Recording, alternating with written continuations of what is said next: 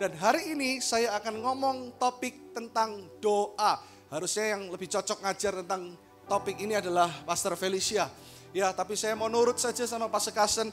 Kalau ngajar tentang iman, pengharapan, kasih, gambar diri, itu Pastor Irwan. Tapi saya mau nurut saja sama apa yang sudah diizinkan Pastor Carson. Sudah bikin ini dengan baik dan hari ini saya akan ngomong tentang doa.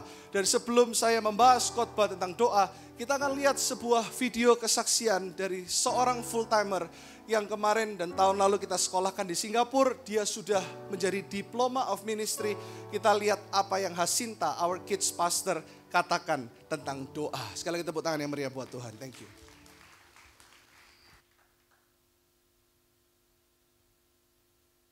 Hai Church, nama saya Hasinta. Saya di sini sebagai Kids Coordinator di New Life Kids. Saat-saat teduh yang sangat-sangat aku nantikan adalah ketika aku bisa ngobrol secara pribadi dan punya benar-benar space khusus benar-benar hanya aku dan Tuhan. Untuk aku bisa juga saling curhat dan untuk benar-benar mau dengar Tuhan mau ngomong apa sama aku gitu.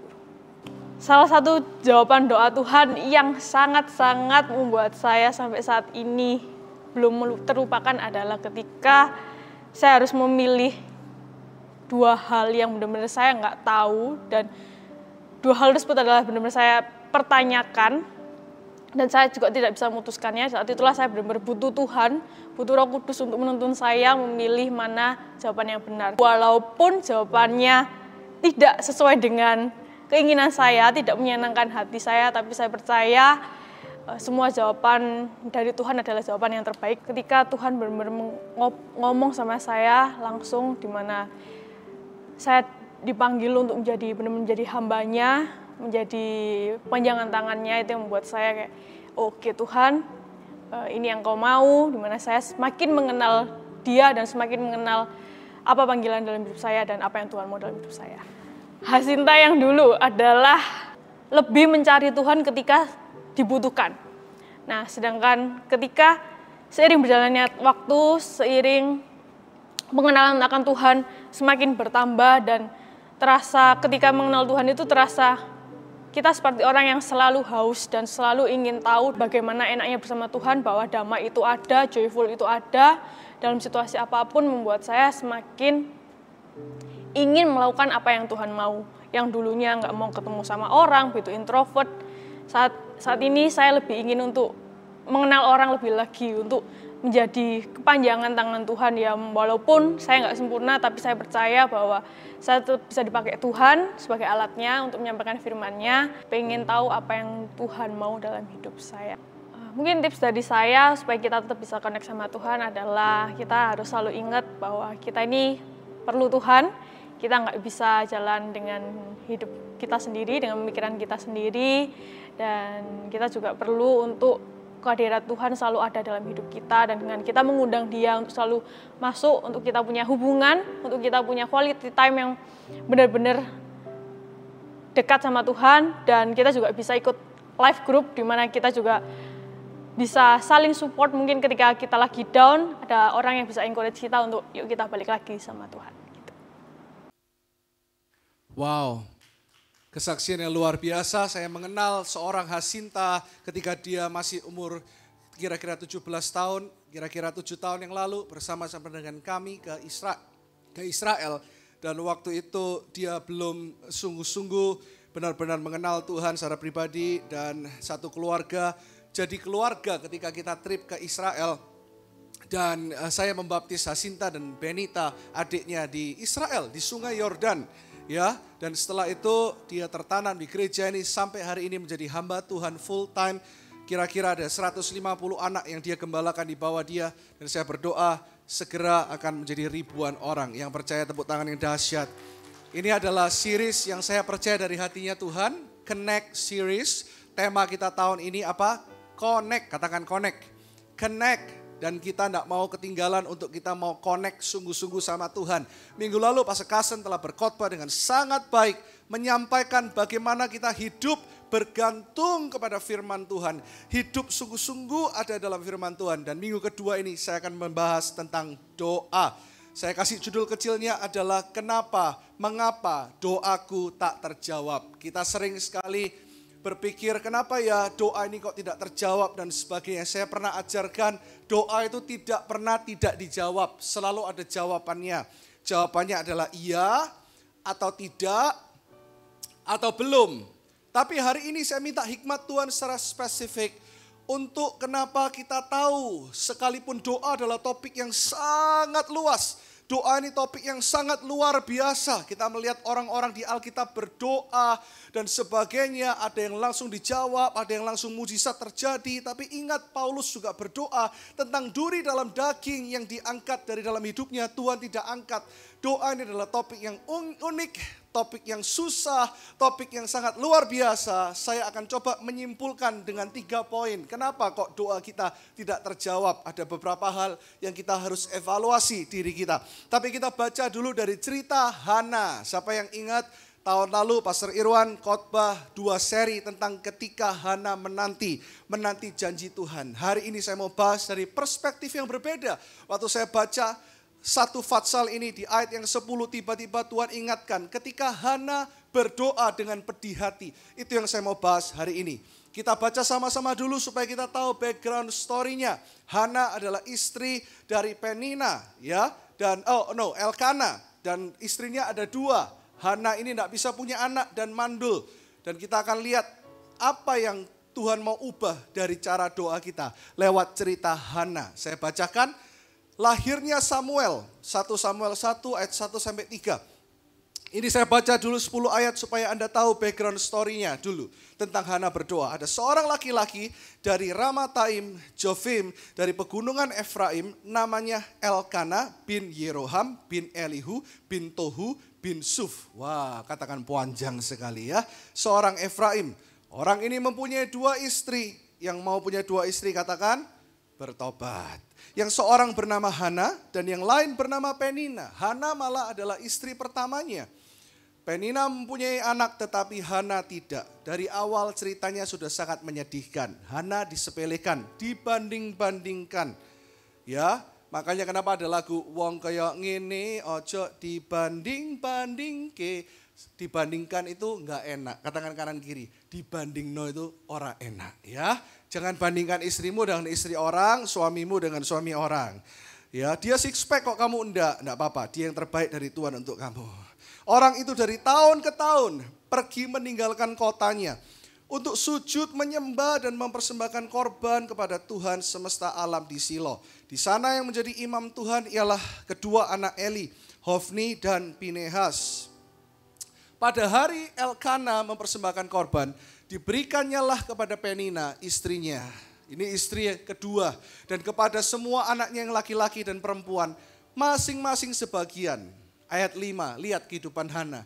Yang begitu ngenes, meskipun ia mengasihi Hana, meskipun ia mencintai Hana, ia memberikan kepada Hana hanya 1 bagian, sebab Tuhan telah menutup kandungannya.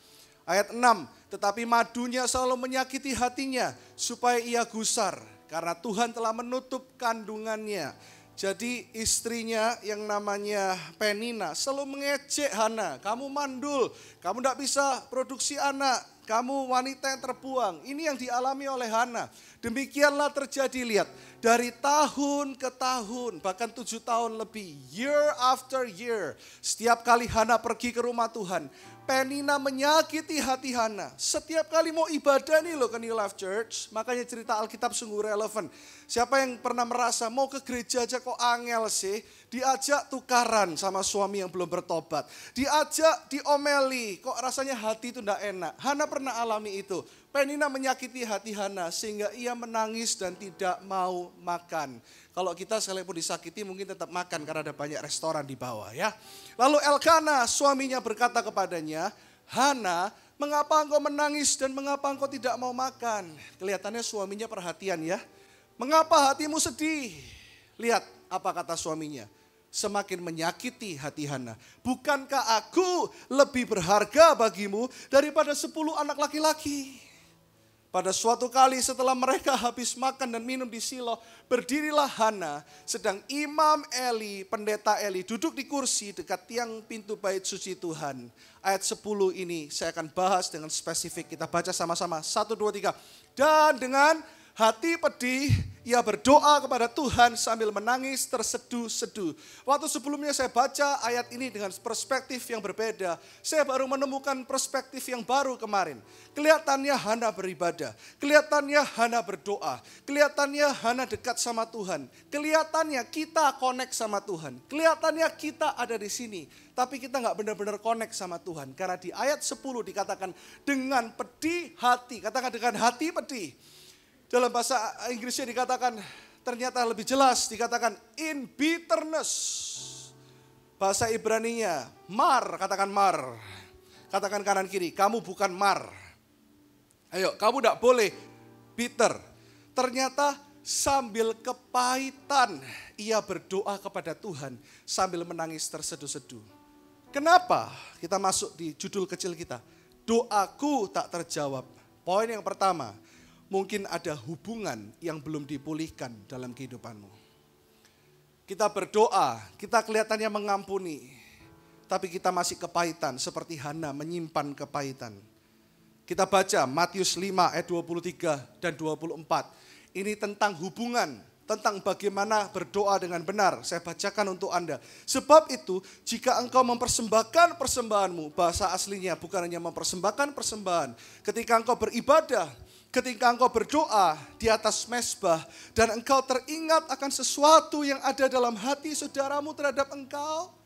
Bahasa terjemahan sehari-harinya gini. Dan engkau masih mengingat kejahatan saudaramu yang ada dalam hatimu. Seperti Hana mengingat kejahatan Peninah dalam hatinya. Ayat 24. Kita baca sama-sama dengan suara yang keras. 1, 2, 3. Tinggalkanlah persembahanmu di depan mezbah itu. Dan pergilah berdamai dahulu dengan saudaramu. Lalu kembalilah untuk mempersembahkan persembahanmu itu.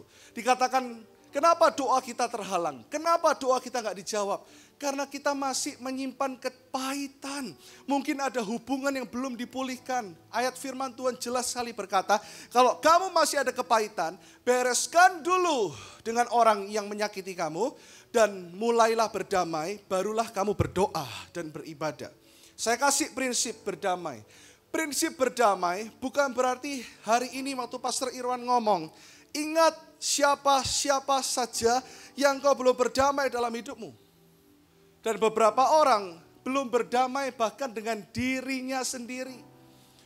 Engkau merasa dirimu tidak layak, engkau selalu merasa dirimu tidak capable, engkau selalu merasa dirimu tidak cukup baik untuk terima sesuatu dari Tuhan. Terlebih orang yang tidak bisa berdamai dengan dirinya, tidak bisa berdamai dengan orang lain. Engkau masih menyimpan kepahitan, engkau masih menyimpan. Ketika engkau punya trauma, Anda harus tahu ya, semua orang punya trauma. Jangan dibilang Pastor Irwan sempurna. Semua orang, ya kita punya beberapa counselor di tempat ini, pasti punya trauma dalam hidupnya. Tapi pertanyaannya, do you entertain your trauma? Apakah engkau terus kasih makan ke traumamu? Ya, dia memang bencana. Aku dulu memang dibully, aku dulu memang disakiti, aku dikatakan anak yang tidak baik, aku dikatakan anak yang bodoh. Bahkan ada jemaat hari ini yang datang menonton dari televisi, bahkan dari YouTube. Anda masih menyimpan kepahitan kepada orang tuamu yang sudah meninggal. Saya pernah konseling beberapa orang, aku kepahitan. Aku tidak bisa mengampuni orang tuaku, pastor. Aku nggak dapat warisan yang layak. Aku nggak dapat ini dan itu. Aku dikatakan bodoh. Terus aku tanya, di mana orang tuamu? Sudah mati 10 tahun lalu. Oh my goodness, itu terjadi. Alkitab berkata, bereskan prinsip berdamai. Bukan berarti Anda setelah pulang, Anda ketok satu-satu. Oh ini dulu temanku yang suka bully aku ketika aku tidak punya uang jajan. Oh ini temanku yang menyakiti aku. Bukan. Prinsip berdamai adalah hatimu selesai dengan dirimu sendiri. Ada banyak orang yang seakan-akan berdamai, di depan baik-baik, tapi hatinya masih dongkol dan berkata, tak doano awas kon yo, nek kon sampai gak dapat jodoh, wapokmu soalnya kon biyen judes, kudu ngaplok kayak. Tapi di depan, wow, iya, habis itu gosip, kudu tak kaplok. Banyak gak yang gitu? Berdamai tidak harus selalu ada datang dan sungkem basuh kaki. No. Berdamai dulu dalam hatimu dan katakan, Tuhan mengampuni. Bukan berarti tidak ingat. Karena kalau orang bilang gini, ampuni dan lupakan. Itu enggak Alkitabiah. Karena kita bukan orang yang lupa ingatan. Tapi Alkitab berkata, ampuni karena Bapa telah mengampuni engkau terlebih dahulu. Ampuni karena ada kekuatan dari kerajaan sorga. Ampuni dan lepaskan berkat. Karena Bapa ada untuk memberikan kau kasih karunia. Bahkan ada ayat yang berkata, kalau kamu tidak bisa mengampuni, Bapamu yang di surga tidak mengampuni. Jangan ambil ayat ini secuplik. Seakan-akan kuasa Tuhan kok nggak sempurna ya. Aku tidak bisa mengampuni, kok Tuhan tidak mengampuni. Ini arti keseluruhannya adalah gini. Yesus ngomong gini, kalau kamu di dalam aku, kamu tidak mungkin tidak bisa mengampuni. Karena mengampuni bukan ngomong tentang perasaan. Mengampuni itu keputusan untuk tinggal dalam Allah Roh Kudus. Sehingga apapun perasaan kita, kita mengambil keputusan, aku telah mengampuni. Karena Bapa sudah mengampuni kita. Kalau kita tidak bisa mengampuni orang lain, kita merasa diri kita lebih baik. Tuhan bilang tidak ada satu orang pun yang baik. Halo? Ampuni. Saya mau katakan kepada beberapa orang di tempat ini. Ampuni orang yang pernah menyakiti engkau. Bukan dengan perasaanmu. Saya nggak bilang kepada Anda untuk jadi orang yang sempurna. Kita semua bisa mangkel, betul? Bahasa Ibrani mangkel itu apa? Mangkel. Siapa yang bisa mangkel? Orang Surabaya, angkat tangan, jujur. Saya angkat 2 tangan. Kita bisa mangkel. Tapi dengan kekuatan Tuhan, kita ambil keputusan. Aku mau mengampuni. Katakan aku mau mengampuni. Kenapa doamu terhalang? Karena engkau masih ada banyak hal yang tidak beres dalam hubunganmu. Ayat yang kedua, 1 Petrus 3 ayat 7. Kita baca sama-sama. Demikian juga kamu, ayo. Hai suami-suami. Bahkan Alkitab ini luar biasa. Ngomong tentang doa, ngomong juga tentang hubungan suami istri. Hiduplah bijaksana dengan istrimu sebagai kaum yang lebih lemah. Kita baca yuk sama-sama dengan suara yang keras. 1, 2, 3. Hormatilah mereka sebagai teman pewaris dari kasih karunia, yaitu kehidupan. Supaya, lihat jelas sekali, doamu jangan terhalang. Kenapa doa terhalang? Karena hubungan suami istri tidak beres. 1 Petrus 3 ayat 7 NIV, bahasa Inggris dikatakan, husbands, ngomong dulu kepada kepala keluarga. Selalu di dalam 1 tahun saya ada khotbah 2-3 kali tentang kepala keluarga. Tentang menjadi imam, tentang menjadi imamat yang rajani kepala keluarga, harus rohaninya beres dulu. Jangan kasar sama istrimu. Jangan kasar sama anak-anakmu. Karena dikatakan di Alkitab, bapak-bapak jangan sakiti hati anakmu. Alkitab tidak ngomong ibu-ibu. Kenapa? Karena bapak punya otoritas untuk memulihkan hati anaknya. Husbands, in the same way, be considerate as you live with your wives. And treat them with respect. Bapak-bapak, bertobat, respect istrimu. Kalau saya turun mobil, kadang-kadang saya orangnya cepat. Kadang-kadang bisa lupa.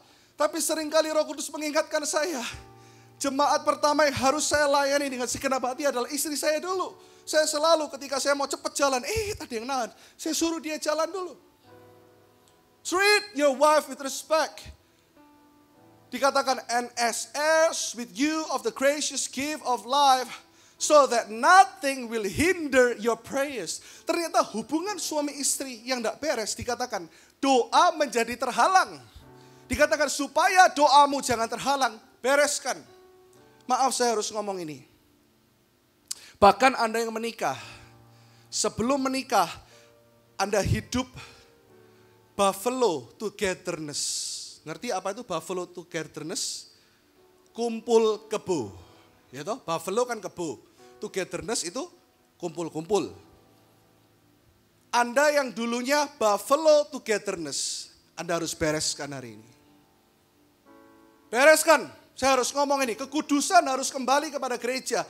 Orang yang kenal kasih karunia, hidupnya akan dituntun makin kudus. Kalau Anda berbuat dan Anda melakukan hubungan seks di luar nikah sebelum Anda menikah, bereskan. Itu yang menghalangi doamu. Bereskan. Semua yang counseling dengan saya cuma ngajar 1 kelas sekarang. Kelas seks dan perpuluhan. Yang ngajar 6 kelas yang lain ada Pastor Felicia, Pastor Christian, Pastor Kasten. Mereka yang ngajar. Dan selalu saya tanya gini, kalau kamu pernah berhubungan seks, ini bukan kerugian gereja dan bukan gereja kepo-kepoin kamu. Malam ini kamu berdoa berdua, tidak usah tanpa Pastor Irwan. Bahkan beberapa pasangan saya ngomong, jangan takut nanti konseling sama Pastor Irwan mengerikan. Enggak, saya bilang ini, saya juga enggak mau tahu privasimu. Tapi kalau kamu benar-benar mau hidup di dalam perkenanan Tuhan, kamu mesti bertobat. Jangan dikatakan, yang penting ada kasih karunia. Betul, kasih karunia, betul. Yang penting semua bukan usaha kita, betul. Tapi karena di dalam kasih karunia, orang itu mudah bertobat. Dan orang-orang yang saya konselingi dalam pernikahan, yang rata-rata mau cerai, yang rata-rata perselingkuhannya terjadi berkali-kali.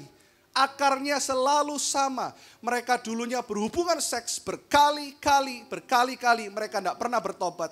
Dan mereka tidak pernah tahu itu salah. Kalau itu tidak dipulihkan, setiap kali konseling orang-orang yang menikah, sama penyakitnya. Yang pria selalu merendahkan yang wanita. Yang pria selalu menganggap yang wanita tidak berharga. Itu di alam bawah sadar loh. Dan kalau hubungan seks sebelum nikah tidak dipulihkan, maaf, yang wanita dikit-dikit nangis, dikit-dikit curiga, dikit-dikit takut kalau istrinya bisnis trip. Karena hatinya belum dipulihkan. Makanya kenapa? Saya selalu kasih tahu, kalau ada hubungan yang belum dipulihkan, pulihkan hari ini. Supaya apa? Supaya engkau melihat apa yang Tuhan sediakan lebih daripada apa yang engkau saat ini minta dan butuhkan. Tepuk tangan yang meriah buat Tuhan. Dan saya mau kasih tahu, kalau ada orang-orang yang hidupnya rusak, apapun itu, kalau Tuhan pulihkan, Tuhan akan pulihkan jauh lebih baik dari sebelumnya, jauh lebih indah dari sebelumnya, jauh lebih dahsyat dari sebelumnya, jauh lebih mulia dari sebelumnya. Yang penting kita mau dipulihkan. Saya harus ngomong ini supaya kekudusan kembali kepada gereja. Karena God is holy.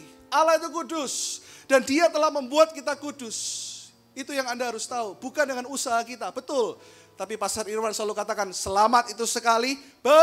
Bertobat setiap hari. Kenapa doamu terhalang? Karena Anda tidak bisa kontrol saat ini. Anda ada hubungan yang belum dipulihkan. Saya mau kasih tahu kepada setiap Anda yang hari ini tahu hubungan belum dipulihkan. You cannot control what's happening outside. Anda tidak bisa kontrol kok apa yang terjadi di luar. Ada orang jahat, ada penggosip, ada orang yang katakan Anda tidak benar. Teman sepelayananmu mungkin gosipin engkau. Anda tidak bisa kontrol.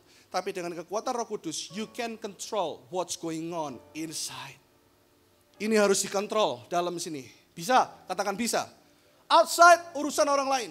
Orang lain mau iri, mau tipu, mau sakiti, urusan orang lain. Yang penting tugasku adalah kontrol. Semua ngomong gini, kontrol. Katakan sekali lagi, control. Yang di dalam. Satu quote dari saya. Engkau tidak dapat mengubah masa lalumu. Namun bersama Kristus, engkau akan menyongsong masa depan yang penuh dengan harapan dan kemuliaan. Anda boleh catat quote ini. Anda boleh renungkan quote ini sepanjang minggu ini tentang doa. Engkau tidak bisa ubah masa lalumu. Engkau tidak bisa ubah kalau dulu engkau sudah buffalo togetherness. Kumpul kebo. Tidak bisa ubah.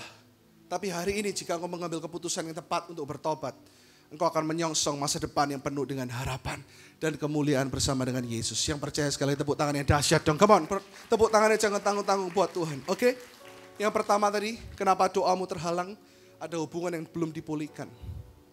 Yang kedua, kenapa doamu tidak terjawab? Mungkin, saya kasih kata mungkin ini supaya kita harus rendah hati kan. Dan supaya Anda ingat, mungkin motivasi hatimu salah. Anda berdoa bukan menurut kepentingan Tuhan. Suatu hari saya akan jelaskan ayat yang berkata, mintalah apa saja dalam namaku, maka aku akan membuatnya bagimu. Itu bukan untuk kepentingan kita. Ternyata konteks dari ayat itu adalah, mintalah apa saja yang sesuai dengan hatinya Tuhan. Hari ini kenapa doamu tak terjawab? Karena motivasi hatimu salah. Minta Tuhan dan katakan, selidiki aku. Ini lagu favorit saya salah satunya. Selain lagu tadi yang kita nyanyikan, lagu cepet yang nomor 2 tadi, itu diciptakan oleh Echa Sumantri. Cak, please. Tahun ini aku merayakan anniversary ulang tahunku yang ke-40. Gak apa-apa dibuka ke jemaat sekarang ya. Aku minta lagu itu boleh ya, untuk aku nyanyikan. Boleh? Tepuk tangan dulu dong. Thank you Echa dan Jessica. Lagunya tadi luar biasa. lihat hatiku. Setiap hari minta Tuhan. Kita yang melayani pun tidak terlepas dari ini. Pelayanan kita besar pun kita tetap perlu orang yang bisa ngasih tahu kita. Katakan, aku mau selalu Tuhan. Kau yang maha tahu dan menilai hidupku. Tak ada yang tersembunyi bagimu. Tahu ini kan? Terus katakan, telah kulihat kebaikanmu. Apa? Yang tak pernah habis di hidupku. Ku berjuang sampai akhirnya kau dapati aku tetap setia. Kekristenan itu perjuangan, bos. Kekristenan itu adalah perjalanan. Dalam perjalanan itu engkau harus selalu minta hati Tuhan. Karena kita manusia yang gampang jatuh dalam kesombongan. Jatuh dalam motivasi yang salah. Makanya kenapa doamu terhalang? Karena motivasimu salah. 1 Samuel 16 ayat 7. Ini salah satu ayat favorit saya, Pastor Caster. Kita baca sama-sama dengan suara yang keras. 1, 2, 3. Tetapi berfirmanlah Tuhan kepada Samuel. Jangan pandang parasnya atau perawakan yang tinggi. Tuhan tidak bisa ditipu dengan penampilan yang keren, dengan gereja yang besar, dengan bisnis yang sukses. Orang yang bisnisnya maju belum tentu diberkati Tuhan. Halo? Sebab aku telah menolaknya, kata Tuhan. Why? Kita baca sama-sama sekali lagi dari hati kita. 1, 2, 3. Bukan yang dilihat manusia, yang dilihat Allah. Manusia melihat apa yang di depan mata, tetapi Tuhan melihat hati. Jagalah hatimu, kata Alkitab, dengan semua kewaspadaan. Karena dari situlah, Tuhan katakan, terpancar kehidupan. Kehidupan bukan dari keuangan yang sukses. Maaf Bapak Ibu, Anda bisa traveling ke luar negeri, Anda bisa naik bisnis kelas setiap bulan, Anda bisa masuk ke executive lounge, first class setiap bulan. Tapi tanpa hati yang benar, engkau tidak akan menemukan kebahagiaan yang benar. Karena kebahagiaan yang benar adalah orang-orang yang ada di dalam Tuhan. Sehingga dia hidupnya seperti orang-orang yang di hidupnya di tepi aliran sungai. Dan terus mengalir, ada berkat Tuhan yang sejati, yaitu damai sejahtera. You cannot buy it. Anda tidak bisa beli itu. Ayo bertobat. Saya akan suarakan ini terus sepanjang tahun ini. Ayo bertobat, kasih karunia membuat kita bertobat. Mungkin motivasi kita masih salah, Pak, Bu. Kalau doamu belum terjawab. Halo. Suatu hari saya belajar tentang motivasi. Ayah saya 20 tahun yang lalu sempat di penjara. Saya kemarin minta izin sama mama saya dulu, boleh nggak saksikan ini. Ayah saya orang yang tidak sempurna, of course. Tapi ayah saya orang yang lurus dalam hidupnya. Dia kalau ditawarin orang beli tanah. By the way, ayah saya businessman ya, bukan pendeta. Jadi beberapa Anda yang baru mungkin bingung. Kok ayahnya bangun ini, bangun itu. Ayah saya 100% businessman, bukan pendeta. Tapi dia berhati pendeta, lebih dari kebanyakan pendeta. That's my dad. Dia tidak pernah mau beli tanah sengketa. Dia tidak mau pernah beli sesuatu yang tidak legal. Semua kalau dia beli harus checking dulu semuanya bersih, murni. Banyak teman-teman yang ajak dia main tanah yang sengketa, murah. Pokoknya kita bisa usir orangnya. Dia tidak pernah satu kali pun lakukan itu dalam hidupnya. Tapi yang namanya hidup ini kan tidak, dunia ini tidak sempurna. Anda lurus, Anda masih bisa dikerjai. Betul? Suatu hari dia beli tanah, semuanya beres. Tidak ada yang salah. Waktu itu saya masih kuliah di Australia. Lalu dia bangun sebuah kompleks ruko di daerah Mulyosari di timur. Tapi ternyata di belakang tanah papa saya itu ada perumahan yang sudah klaim berkali-kali. Ngomong sama warganya. Tanah depan itu milik aku. Kita akan bikin jalan masuk. Papa saya tidak tahu apa-apa tentang cerita itu. Papa saya belilah tanah yang di depan karena si pengusaha yang di belakang telat membeli atau dia tidak tahu info. Pokoknya tanah depan sudah sah menjadi milik ayah saya. Karena semua sertifikat asli, tidak ada apa-apa, IMB diurus, dibangunlah kompleks ruko di sana. Dan karena perumahan belakang waktu itu tanahnya lebih besar, Dia didemo oleh rakyatnya, oleh pemukiman di sana. Karena mana katanya dijadikan jalan masuk, kok jadi ruko? Dia enggak ngomong itu bukan tanahnya. Di zaman itu orang bisa pakai power dan semuanya. Dia tuntut pemerintah kota, dia bukan tuntut ayah saya. Dia bilang, kamu kan temanku, ngomongnya di depan temanku. Aku tuntut Pemkot. Singkat cerita, IMB semua dan sebagainya dianggap tidak sah. Dan bangunan kompleks ruko, semua ruko sudah jadi, sudah ada yang beli, dirobohkan oleh preman. Bayangkan, karena ya itu tadi. Wah, waktu itu masuk berita dan sebagainya, bahkan masuk di televisi-televisi lokal. Dianggap IMB-nya tidak sah, padahal IMB sudah keluar. Saya tidak cerita ini panjang lebar. Intinya semua bisa dijadikan tidak benar dan lalu tiba-tiba seakan-akan tidak benar dan tiba-tiba dibongkar, orang tepuk tangan, jalan sepanjang jalan Mulyosari ditutup. Semua orang bilang bongkar, bongkar, bongkar. Bayangkan kerugian kita waktu itu. Ayah saya harus mengembalikan semua uang. Dia bilang, saya tidak mau terima uangnya. Semua orang yang beli dikembalikan full. Dan bangunannya pun hancur, rugi double-double. Waktu itu saya masih kuliah, bahkan mau masuk kuliah, saya sudah lulus sarjana musik, saya lulus diploma musik juga performance, saya masuk sekolah Alkitab. Justru waktu saya masuk sekolah Alkitab, mama saya telepon saya nangis-nangis dan berkata, kuatkan papamu, papamu ditahan.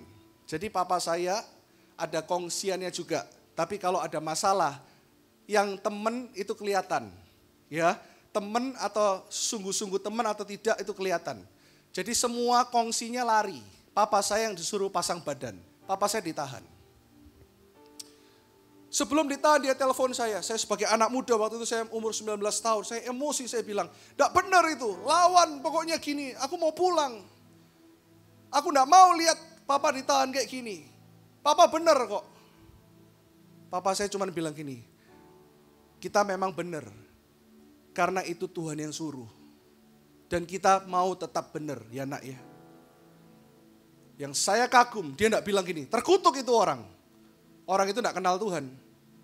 Orang yang ngerjain papa saya ini ateis, dia enggak kenal Tuhan.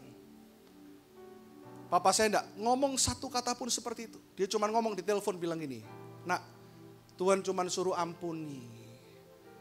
Dia ya takut sebagai manusia, jangan katakan terus ditahan. Haleluya, enggak, ya takutlah. Saya dengar suaranya gemetar karena dia enggak pernah. Karena dia enggak pernah main yang gitu-gitu. Dia selalu lurus. Dia katakan, aku mau ditahan. Saya bilang, jangan.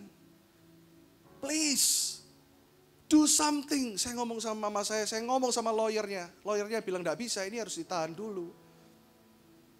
Tapi dia cuma bilang gini, haleluya, puji Tuhan, doakan orang itu bertobat. Aneh ya. Doanya dia enggak gini loh, doakan cepat selesai ya masalahnya ya, supaya kita enggak keluar duit banyak. Itu wajar ya. Tapi dia bilang gini, itu orang enggak percaya Tuhan. Itu orang memang enggak benar. Tapi doakan supaya dia terima Tuhan. Ya, ditutup teleponnya. Karena dia harus menghadapi pengadilan dan sebagainya. Dia ditahan beberapa hari.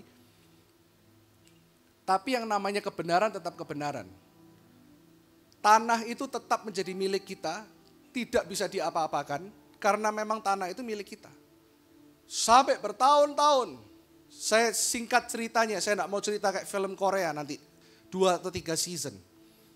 Suatu hari, doa dengan motivasi yang benar, sekalipun melalui proses, ketika papa saya bilang, supaya dia bertobat, suatu hari, pengusaha yang punya perumahan di belakang ini datang di depan saya dan papa saya. Maaf, saya cerita apa adanya.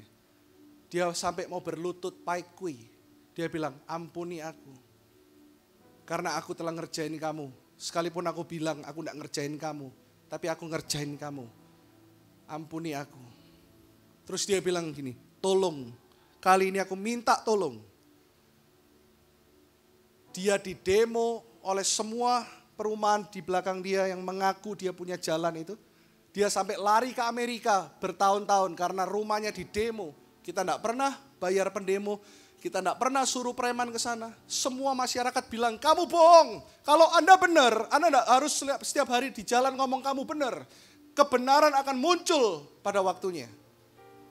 Semua pendemo, semua. Dia sampai lari ke Amerika. Dia takut rumahnya disanggongin sama pemukiman masyarakat di sana.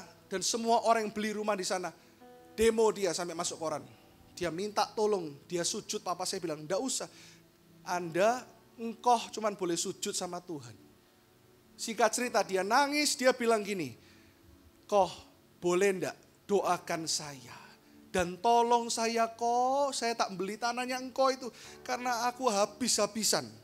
Apapun ini aku habis-habisan, aku di demo gak karuan tolong aku Dan singkat cerita dengan hati besar, harusnya secara dunia kita bisa jual tanah itu kepada orang yang suka main seperti ini, jauh lebih tinggi untuk lawan dia. Papa saya bilang sama saya, wis kali ini dijual ke dia aja. Supaya dia kenal kasih Yesus. Dan yang kedua, di depan mata saya, dia bilang gini, aku sekarang tahu engkau ini orang Kristen beneran. Aku banyak kecewa sama orang Kristen, tapi kalau boleh aku mau ikut Yesus yang kamu sembah. Karena aku tahu gak mungkin orang baik seperti kamu karena kamu.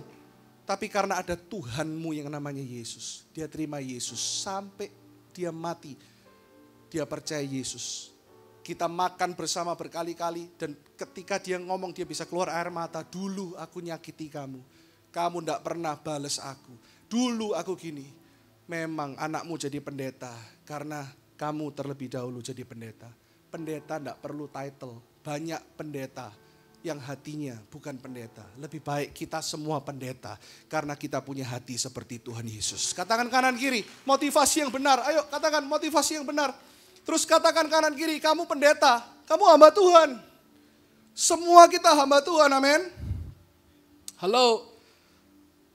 Saya kasih satu quote seperti ini. Supaya Anda tahu ketika Anda berdoa, Anda punya motivasi yang benar. God doesn't exist for us. But we were created to exist for Him. Kebanyakan di tahun Connect ini kita harus berdoa dengan benar. Kita merasa kita berdoa untuk mengubah hati Tuhan. Kita berdoa supaya Tuhan lakukan sesuatu buat kita. Enggak salah kok. Tetapi kita harus ingat Tuhan ada bukan semata-mata untuk kepentingan kita. Namun sebaliknya kita ada diciptakan dan untuk hidup bagi Dia. Itu doa. Kebanyakan doa kita kan enggak. Tuhan lakukan ini. Tuhan lakukan itu. Tuhan. Hey, God doesn't exist for us. We exist for Him. Tuhan ada bukan untuk kita. Kita yang ada untuk Dia. Ngerti hal ini? Halo, mulai hari ini kita belajar untuk menyerahkan keluarga kita, pekerjaan kita, pelayanan kita, pekerjaan kantor kita, segala sesuatu untuk exist for Him. Halo? Dan poin yang ketiga, poin yang terakhir. Kenapa doaku tak terjawab? Mungkin waktunya belum tepat. Waktunya belum tepat. Kita baca sekarang dalam kehidupan Hana. Nanti saya akan bahas seri yang kedua. Berapa minggu lagi setelah waktu saya khotbah. Bagaimana doa yang benar. 1 Samuel 1 ayat 19. Keesokan harinya. Bangunlah mereka itu pagi-pagi, lalu sujud menyembah di hadapan Tuhan. Kemudian pulanglah mereka ke rumahnya di Rama. Lihat, setelah bertahun-tahun dia berdoa, bertahun-tahun nanti ada ayat yang menunjukkan hatinya dia benar, motivasi dia benar, sehingga dikatakan dia seisi rumahnya menyembah Tuhan. Dia gak lagi kepahitan sama Penina, seisi rumahnya. Dan dikatakan ketika Elkana bersetubuh dengan Hana, Tuhan ingat kepadanya. Tuhan selalu ingat janjinya. Tuhan selalu ingat perkataannya. Tapi mungkin waktunya belum tepat. Ketika setahun kemudian, katakan setahun kemudian, wow, for a while. Mengandunglah Hana dan melahirkan seorang anak laki-laki. Ia menamai anak itu siapa? Kurang keras, siapa? Ada yang nama Samuel di sini angkat tangan? Ada? Artinya adalah heard by God. God remembers. Diingat oleh Tuhan. Sebab katanya aku telah memintanya daripada Tuhan. Anda akan lihat hal yang luar biasa ini. Kalau doamu belum dijawab, karena ada waktu yang terbaik. Anda lihat siapa Samuel. Kita baca sama-sama ya. Siapa Samuel? Samuel adalah pendoa syafaat yang hebat, mewakili seluruh umat Tuhan. Bayangkan di zaman itu. Wow, dia menjadi hakim dan penasehat atas Israel. Nabi yang diurapi Tuhan. Dia membangun dan melahirkan para nabi. Oh my goodness. Dan ini yang paling penting. Dia mengurapi Daud menjadi raja atas Israel. Dan ini yang luar biasa, ini yang luar biasa. Tuhan Yesus memilih untuk dilahirkan melalui garis keturunan Daud. Waktu Hana tidak mengerti. Aku tidak mengerti kenapa engkau tidak nolong aku saat ini Tuhan. Mungkin engkau berkata, kenapa engkau belum menyembuhkan aku? Kenapa engkau belum memberkati? Karena belum waktunya. Di saat waktu Tuhan tiba, Samuel lahir di waktu yang tepat. Tidak lebih cepat, tidak lebih lambat. Dia dipakai untuk mengurapi Daud. Dan taulah siapa Daud? Raja yang besar yang melahirkan Tuhan Yesus. Bayangkan, Allah sudah melihat rencana dari awal sampai akhir. Anda tidak perlu tahu semuanya. Tapi kehidupanmu tahun connect ini hanya gini. Connect dengan gereja Tuhan. Connect melayani Tuhan. Connect di life group. Lakukan bagianmu. Karena di waktu yang tepat Samuel itu lahir.